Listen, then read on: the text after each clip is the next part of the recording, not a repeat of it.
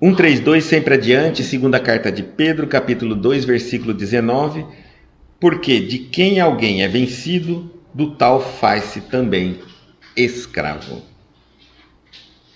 O espírito encarnado, a fim de alcançar os altos objetivos da vida, precisa reconhecer sua condição de aprendiz, extraindo o proveito de cada experiência, sem escravizar-se. Falamos isso quase no começo.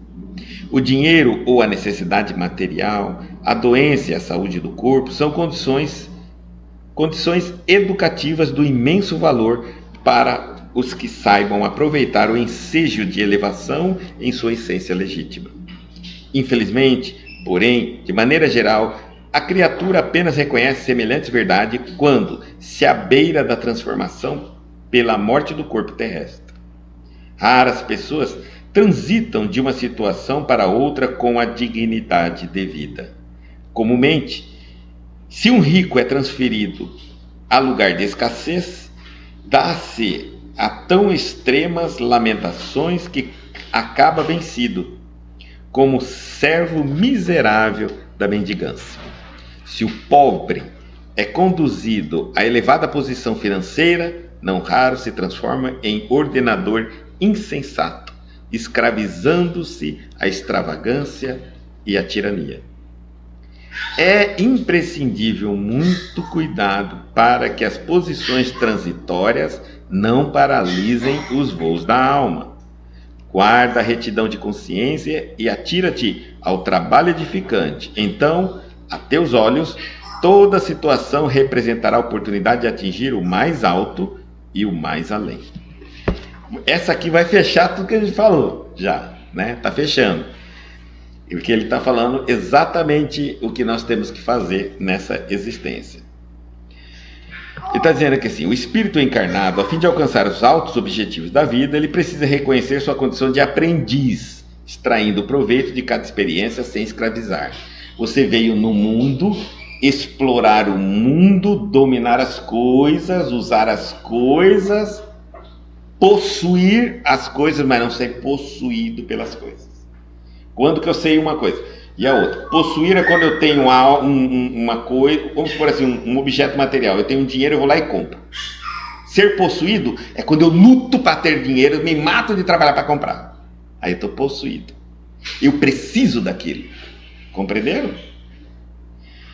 Quando eu uso, eu adquiro, eu aprendo com aquela determinada coisa, normalmente eu extraio daquilo tudo que é necessário e não quero mais. Não quero mais. É importante para um determinado momento, mas não quero mais. Se eu me apegar, aí eu me tornei escravo. Quanto mais tempo da sua vida, nós temos uma vida material e a vida espiritual. Para você saber se você é escravo da vida material, é ver se quanto tempo você se dedica na materialidade e em relação à espiritualidade. Se você se dedicar muito na materialidade e pouco na espiritualidade, é porque você acredita que depende mais do materialismo do que do espiritual. Depois você vê isso. Então você está mais apegado àquela situação. Compreenderam? Então nós temos que tomar sempre. É um liame muito sutil entre eu pensar assim, é eu que preciso disso ou eu quero isso? E aí nós vamos entender assim, o dinheiro ou a necessidade material, então ele está mostrando que cada experiência para a gente não se escravizar, o dinheiro ou a necessidade material. Vamos pensar. O viciado, ele quer o dinheiro. A pessoa que tem necessidade material, o próprio nome diz necessidade, ela não tem o mínimo. Há uma diferença. Quando eu tenho o mínimo, eu quero o dinheiro. Parece incrível, mas é uma coisa muito comum no brasileiro. Você vai falar assim, não existe isso. Existe um estudo, tá? Psicológico sobre isso. Você sabia que quando o brasileiro não tem poupança, não tem dinheiro guardado no banco, ele tem crise? Sabiam que 70% dos brasileiros, se não tiver dinheiro guardado de uma maneira ou de outra, eles não se sentem seguros? As pessoas, casamentos se desfazem, pessoas se desequilibram, precisam ter uma segurança. E parece incrível, vocês vão falar aqui, mas dinheiro para muitas pessoas significa segurança, quando na realidade não é segurança. A doença e a saúde do corpo. Doença e saúde. Algumas pessoas não aceitam a doença. Não aceita a doença. Não aceita qualquer doença. Não aceita. Você vai falar, não existe isso. Não aceita. Tem pessoas que acham que qualquer doença é castigo de Deus ou perseguição do demônio. Não aceita que você fala assim, a doença às vezes, você está andando na rua, pegou uma gripe. É gripe. Mas por que eu peguei a gripe? É complicado, porque é gripe. Saúde do corpo são condições educativas de imenso valor para os que saibam aproveitar o ensejo de elevação em sua essência legítima. Nada por nada, a gente fala assim, ó, a lição mais simples que a gente pode tirar dos acontecimentos é o inverso dela. Por exemplo, para que serve a doença, Guto? Para dar valor à saúde. Para que serve a escuridão? Para que a gente dê valor à luz. Para que serve, entenderam? Só, no mínimo, é essa mensagem que vem acompanhada com cada situação, o inverso dela. Mas aí tem milhões de escalas no meio disso, de aprendizados. O mais importante é eu não focar no que, mas o porquê do que está acontecendo. Porque o porquê me instrui. O que está acontecendo pode até me desequilibrar ou não me instrui em nada, né? Então eu preciso muito estar atento. Por quê? O porquê é mais importante de tudo que nós pensarmos na vida. Ó, por que eu posso, por que não posso? É mais importante do que o que eu posso, o que não posso. Mas por que eu posso e o porquê eu não posso. O que é o bem, o que é o mal? O que é o bem, o que é o mal? Não o que é mal e o que é bem. Por que é bom, por que é mal? Por que a doença, por que a saúde? Valor que saibam educativa para os que saibam aproveitar o ensejo de elevação em sua essência legítima. Então a gente vai aprendendo com isso. Infelizmente, porém, de maneira geral, a criatura apenas reconhece semelhantes verdades quando se à beira da transformação pela morte do corpo terrestre. É ali, né, naquele momento que a gente realmente pensa, meu Deus. Porque veja como a gente se preocupa à toa. Quem garante que uma pessoa saudável não morre antes de uma pessoa doente? Quem garante que é a doença que mata uma pessoa? Não tem. Você pode morrer de acidente, bala perdida, escorregão. Então não basta ser saudável que te garante que você vai ter um dia inteiro para desfrutar no mundo da Terra, só porque você acordou saudável. Não garante. Mas se eu estou doente, também não garante que você vai partir.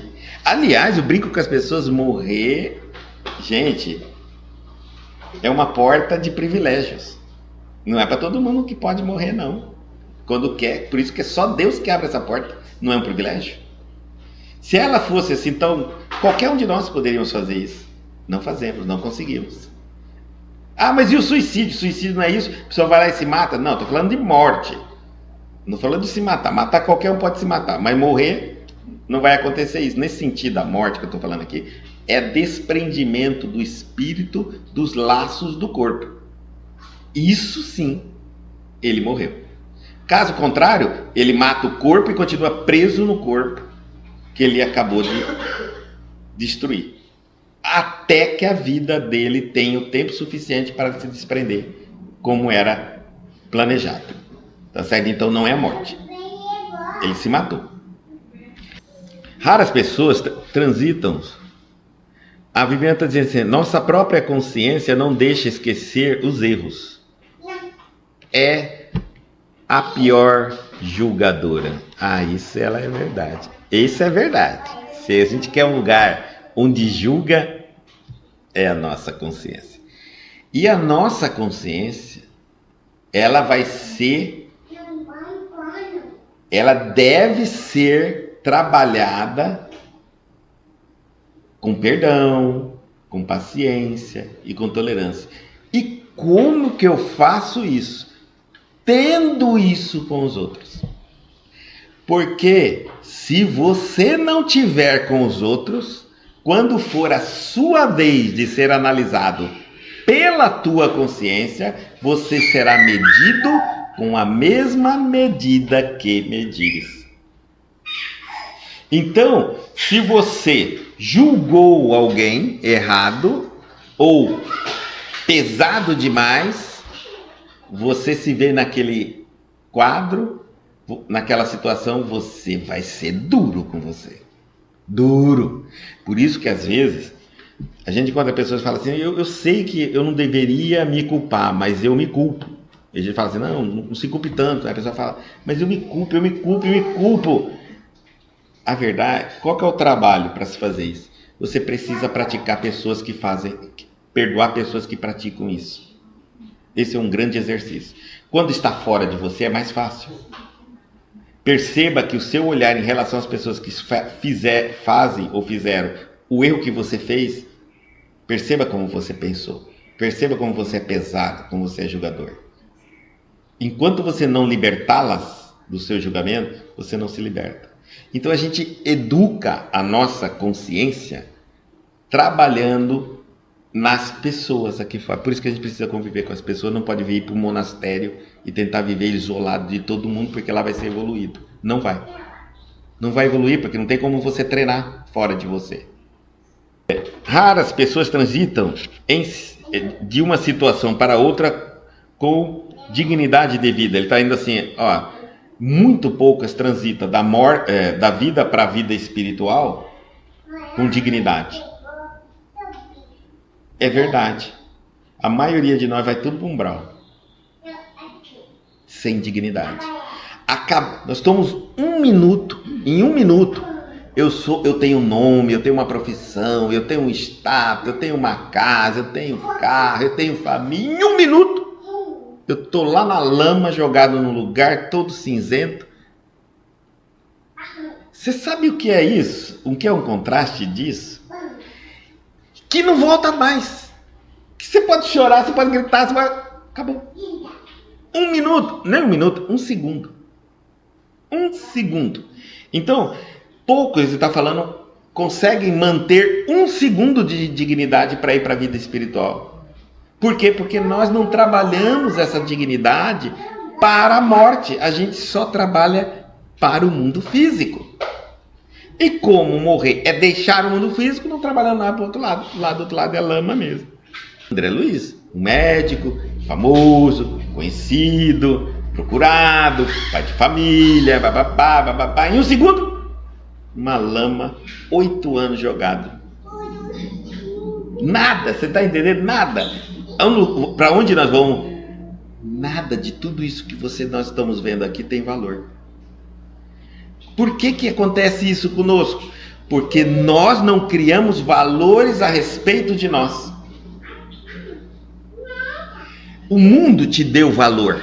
O mundo pode te dar o maior valor. Isso não significa nada. O mundo fica, você vai. Eu quero saber qual é o valor que você está dando a si próprio. A tua própria consciência. A teu próprio coração. Esse é o verdadeiro valor. Porque esse valor foi dado pela tua consciência. Os valores que as pessoas te dão, que o mundo te dão, tudo, não tem valor nenhum. A hora que você parte, você nem esfriou no caixão, já tem substituto. E ainda falando mal de tudo que você fez e deixou incompleto, ainda está falando mal e ainda vai fazer melhor do que você. Aí você vira dentro do caixão. Não tem como agradar todo mundo. Mas se você sair agradando somente a você, com a consciência tranquila, com a paz no seu coração, você está do outro lado, preparado. E aí diz assim: raras pessoas transitam de uma situação para outra.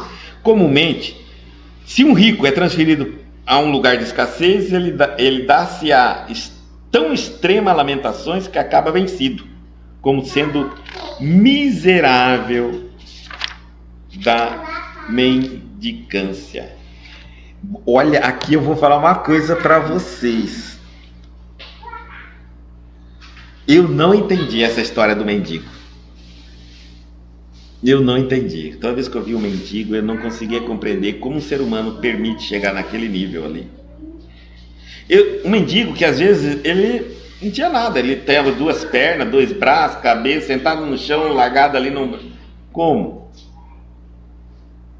Um mendigo que muitas vezes ele não tinha nem doença mental, porque muitos deles têm doença mental, outros foram usuários de droga e desenvolveram a esquizofrenia, né? E principalmente a mais poderosa de todas, paranoica. Então, enfim, tinha um motivo. Uma doença que não toma remédio, que leva eles assim, sai para aí. Mas e aqueles que são até lúcidos? E eu não compreendia. Mas com o tempo, a reencarnação, atendendo os espíritos, é fácil de nós entendermos. Você imagina você ser um rei, alguém muito poderoso, alguém que tem muito dinheiro, e que você nunca precisou fazer esforço a não ser mandar, e de repente você reencarna, morre naquele reinado e nasce miserável. Imagina, pensa, um rei nascendo miserável nesse planeta, com 2 pernas, com 2 braços, com a cabeça que tem, com o coração que tem, tá tudo perfeito nele, não tem doença nenhuma, não usa droga nenhuma, ele só nasceu numa família miserável. Mas o que acontece com ele? Por que ele se sujeita a ser mendigo e não se sujeita a trabalhar? Que seja o trabalho mais humilde, que seja digno.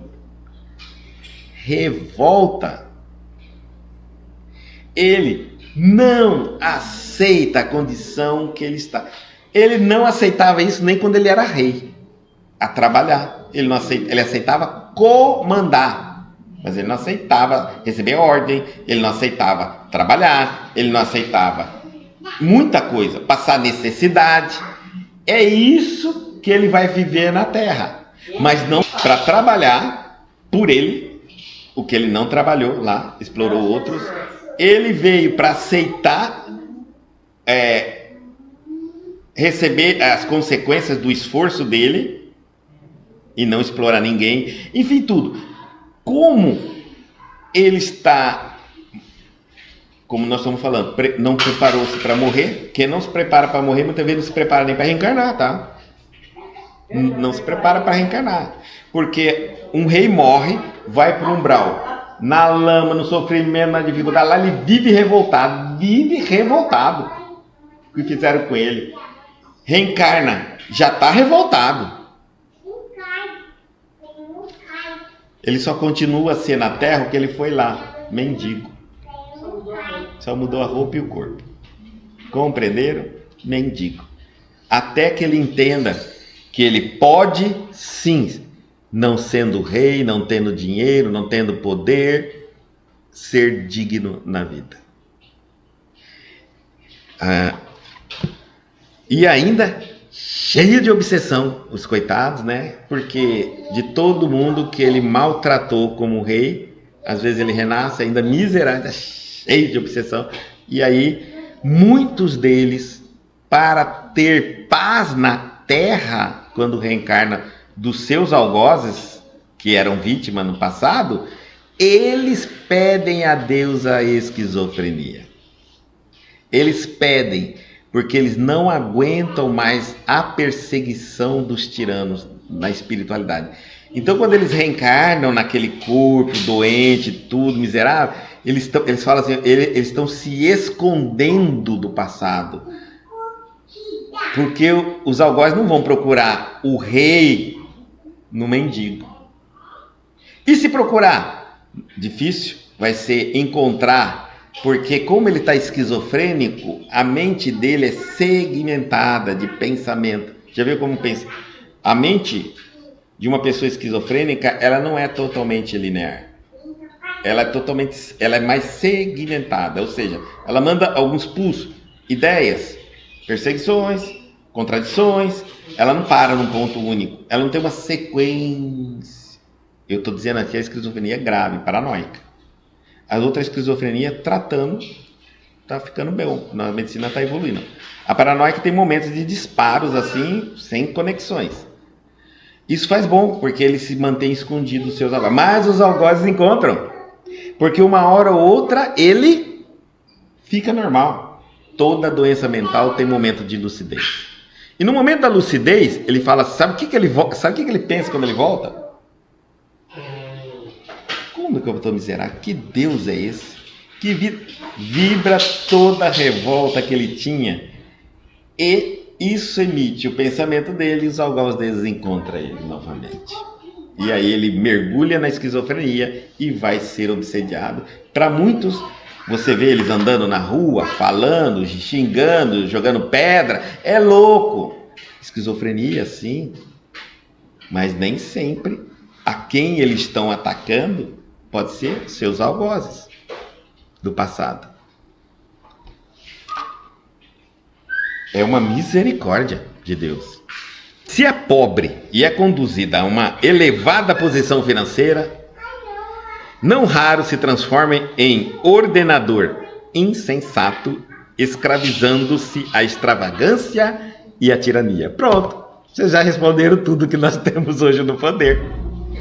Tudo. Todas as pessoas famosas que a gente vê, a maioria delas. Por que de repente a gente fala assim, por que de repente o dinheiro muda uma pessoa? Não, dinheiro não muda ninguém, gente. Dinheiro não tem esse poder. O dinheiro só revela uma pessoa que está escondida. Dá a ela condições de fazer o que ela sonhava em fazer, mas era impedida pela falta do dinheiro. Então, quando ela tem, ela faz. Ela só faz porque ela pode. Como ela não tem senso moral, senso crítico, ela faz tudo o que a gente está vendo, os absurdos que nós estamos assistindo, as coisas mais incríveis do mundo, tá? E aí vai até, inclusive, a tirania, é onde nós vamos dizer, meu Deus, mas como é que fulano, tirano? Pois é, dado a ele a grande chance, mas, se estudar, vai vê-lo lá atrás, ele era um escravo. Hoje ele é um tirano. É imprescindível muito cuidado para que as posições transitórias não paralisem o voo da alma. Nós viemos nesse planeta para voar, para levantar voo, para evoluir, para crescer, desenvolver, amadurecer e não precisar mais da Terra, a não ser voltar aqui para ensinar os nossos irmãos como missionários. Mas o problema é que as posições transitórias, os títulos que nos dão, os títulos que a gente conquista, ilude a gente, pronto, a gente se perde. Se perde totalmente. E quando morre, deixamos de fazer a nossa caminhada. A caminhada evolutiva, ela é única, intransferível, e ninguém leva ninguém e ninguém te carrega. Sua caminhada é só para você. Cuidado com as suas escolhas para ver se ela não está impedindo seus voos. Só isso. Está certo ou está errado o que eu estou escolhendo, Guto? Só você pode analisar. Só você pode analisar. Está contribuindo ou não está contribuindo para a tua evolução? Você pode voar muito alto. Guarda a retidão de consciência, ele está falando aqui, e atira-te ao trabalho edificante. Trabalhe, não pare de trabalhar. Trabalhe. Não é trabalhar de se matar. Trabalhe naquilo que ama. Trabalhar é toda ação útil. A ação útil ao espírito. E útil, utilidade, evolução. Tudo que você fizer e te resulta paz, alegria, tranquilidade, evolução, conhecimento, desenvolvimento, nunca pare. E olha que a gente pode transformar qualquer trabalho nisso, mas também podemos transformar numa bengala psicológica. E aí vai depender de como eu estou utilizando esse trabalho. Então, guarda a retidão de consciência, atira-te ao trabalho edificante. Então, a teus olhos, toda situação, toda, representará oportunidade de atingir o mais alto e o mais além. Tá certo? Ou seja, tudo que te acontecer, você sempre vai ter dois lados para você enxergar. Todos os fatos que acontecerem na sua vida. E no mundo também, quando você lê, assistir, ouvir. Tem dois lados. O lado que te deprime, te amedronta, te revolta. E o lado que você vai entender por que isso é necessário, como isso acontece, para que você... Isso não é só um raciocínio, não é exercício de raciocínio. Para que um dia você não venha cometer isso. O mesmo erro. Graças à nossa capacidade de inteligência, eu não preciso mais fazer o que eu vejo que os outros fizeram e está errado. Graças a Deus, né? Então, é por isso que eu acabo observando a vida dos outros e falar, isso eu não quero para mim, aquilo eu não quero para mim. Não estou julgando para ele, porque para ele pode ser o melhor que ele possa escolher na vida dele.